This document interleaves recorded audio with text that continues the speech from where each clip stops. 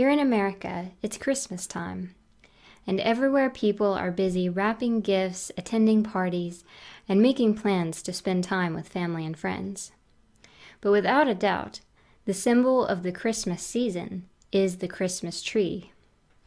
That evergreen that is decorated with lights and festive ornaments is likely to be seen in every home and business.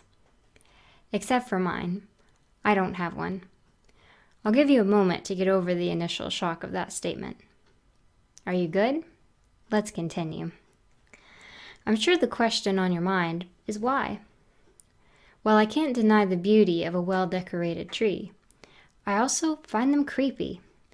And it's because of a verse I found in Jeremiah chapter 10. It says, "Thus saith the Lord, learn not the ways of the heathen, and be not dismayed for the signs of heaven, for the heathen are dismayed at them. For the customs of the people are vain. For one cutteth a tree out of the forest, the work of the hands of the workman with the axe. They deck it with silver and with gold. They fasten it with nails and with hammers, that it move not." Is this not the definition of a Christmas tree? Yet at this time, it wasn't called a Christmas tree.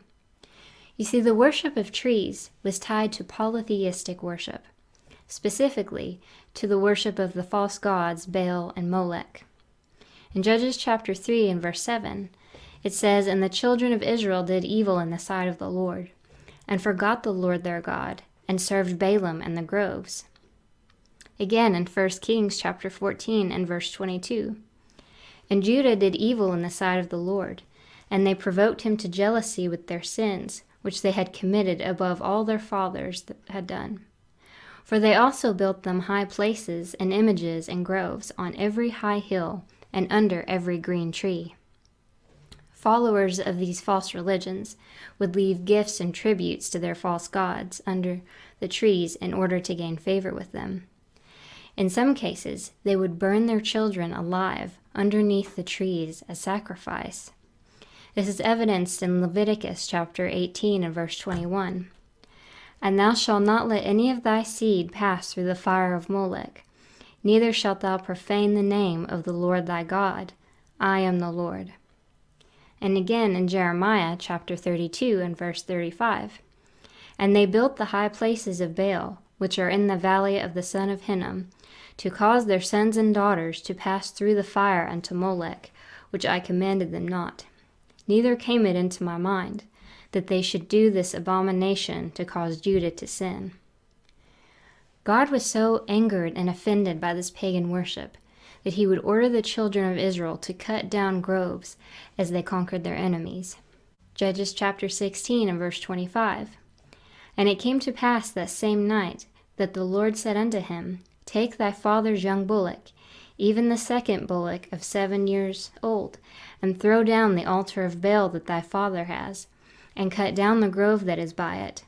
And when the men of the city arose early in the morning, behold, the altar of Baal was cast down, and the grove was cut down that was by it. And the second bullock was offered upon the altar that was built." Not only did God want these groves destroyed, but even having a grove close to his designated place of worship was forbidden. Deuteronomy chapter 16 and verse 21. "Thou shalt not plant thee a grove of any trees near unto the altar of the Lord thy God, which thou shalt make thee.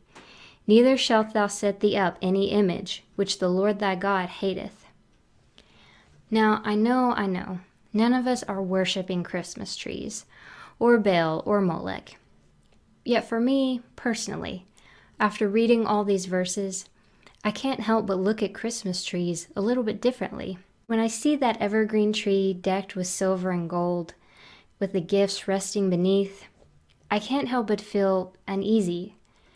I can't help but think, perhaps, however innocently, we've allowed the remnants of something ancient and dark to take up space in our homes. And I can't help but wonder, how does God feel about it?